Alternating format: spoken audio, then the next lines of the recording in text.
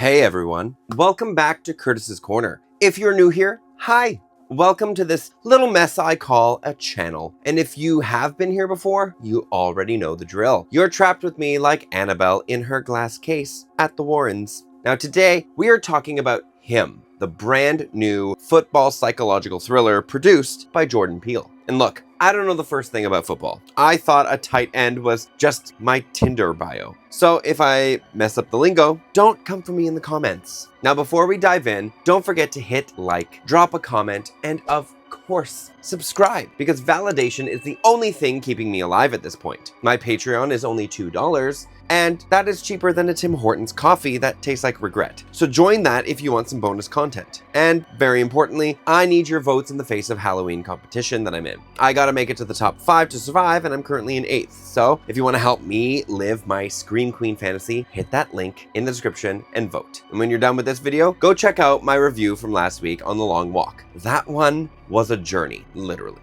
All right, let's talk Him.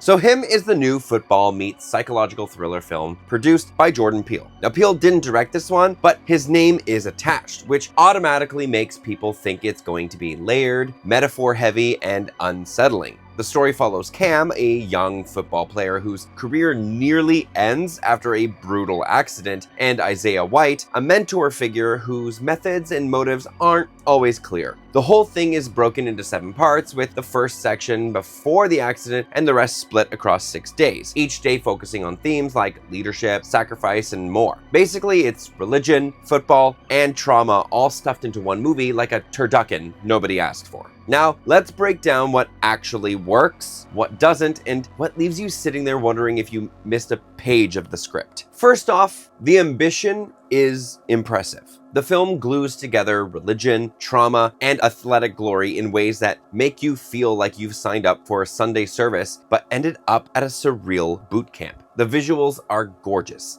Lighting, framing, contrast. Those moments when everything lines up are really strong. Shots that feel like stained glass windows in old churches, shadows that stretch ominously, fans wearing horns under bright lights. There's a mood. It's stylish, and you notice. But style alone can't carry everything. The slang here is wild. They drop goat so many times, you'll wonder if someone literally meant greatest of all time, or if they meant an actual goat. Because in religious lore, goats carry some heavy symbolism. You know which one. That double meaning is interesting, but using the lingo this much risks making the film feel stuck in a moment, like the words will date it. Years from now, goat won't feel edgy, it'll feel like the script time-locked itself. Now let's talk about Isaiah White. He is clearly the mentor role, the veteran whose track record and legend loom large over Cam. But the film never hands you a rule book about what Isaiah really is. Is he pure goodwill, mixed motives, or something darker? The ambiguity works in some places and keeps you guessing and uneasy. He goes from pushy to quietly persuasive to ominous without turning into a cartoon villain. Now that might frustrate people who want clarity, but I like that it never fully confirms or denies the more supernatural or symbolic layers. It hints, it alludes, it teases, but doesn't declare Isaiah as a devil or pure evil.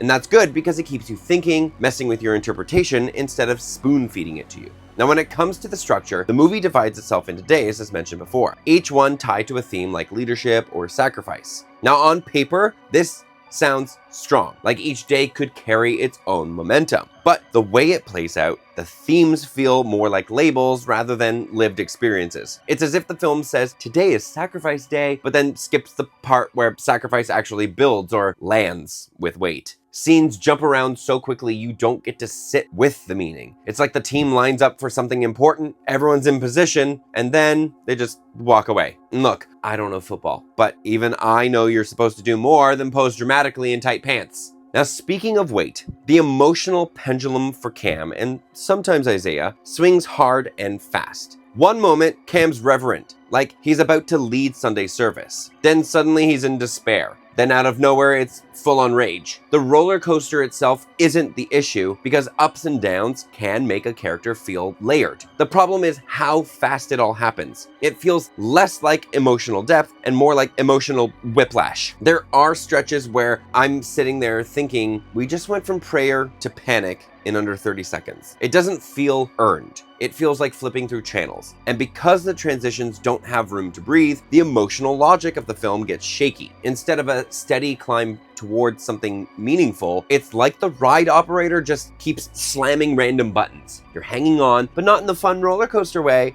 more in the why did you take the seatbelt off mid-loop way. Now the medical and injury stuff, I get that it is part of the movie's tension, but some choices strain credibility. A serious head injury, warnings from doctors, but then intense training and risky drills. The movie expects you to swallow some stuff. Sometimes it works for the metaphor, sometimes it makes you roll your eyes. It's a balance, how much realism you demand versus how much you accept movie logic in service of horror or symbolism. I lean towards the realism side, so I had trouble with some of those stretches. Now, Julia Fox's Elsie White and even the background characters feel more decorative than real in him. Elsie is introduced as Isaiah's influencer wife, and there are lines and moments meant to give her edge. And sometimes she speaks lines that seem to cut through the tension, but very often her role seems underwritten. She shows up, she reflects Isaiah's world, and then she disappears. Her presence has potential, but the script rarely gives her real depth or agency. You sense what she could be, someone important, someone more than just a symbol of Isaiah's world, but those are glimpses,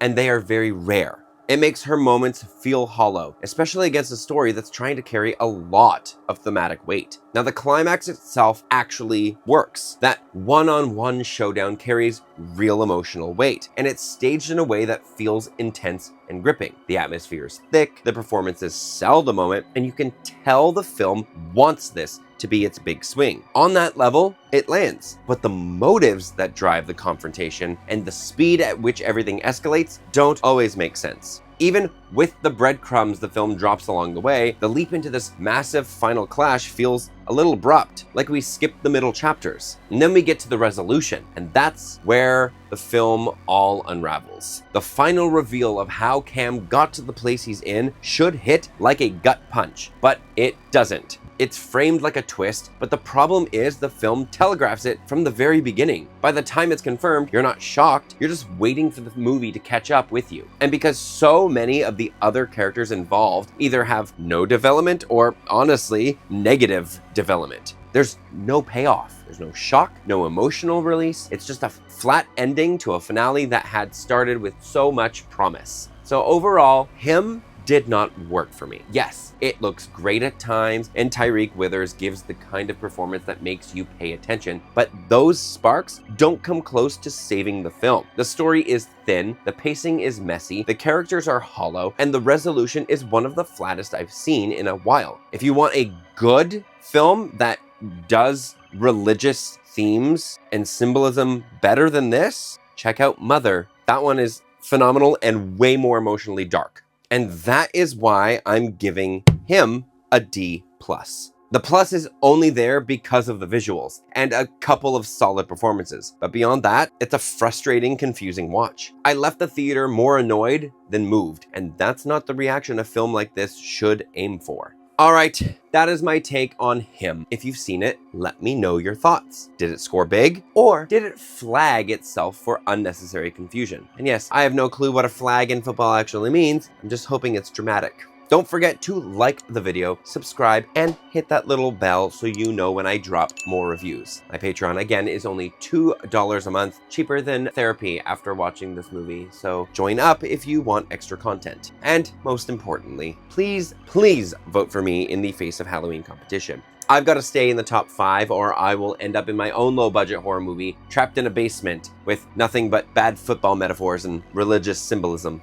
Thanks for hanging out with me, and remember, if your psychological thriller leaves you more confused than scared, that's not tension. That is just gaslighting with a popcorn budget. I'll see you in the next one.